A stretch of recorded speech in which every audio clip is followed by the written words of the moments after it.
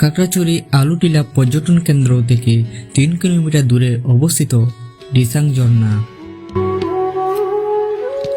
উঁচু পাহাড়ের গা ঘেঁষে পায়ে হেঁটে যেতে যে কারো দৃষ্টি আটকে যাবে পাহাড়ি সবুজ আর জীবনধারায়।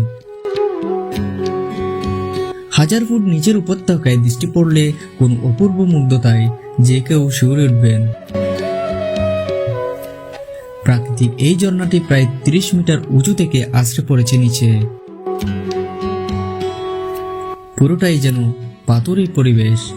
পাহাড়ের প্রায় 100 ফুট উপর হতেই ঝর্ণার পানি নিচে পড়ছে। নিচে পড়ার পর তা আবার আরো 100 ফুট নিচে পাথরের উপর গড়িয়ে নেমে আসে সমতলে।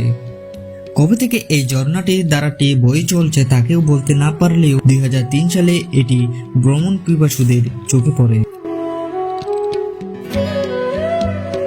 রিসাং শব্দের অর্থ মামা ভাষায় কোনো উঁচু স্থান হতে গড়িয়ে পড়া জলরাশিকে বোঝায়, তাই এরই নাম রাখা হয় রিসাং ঝর্ণা।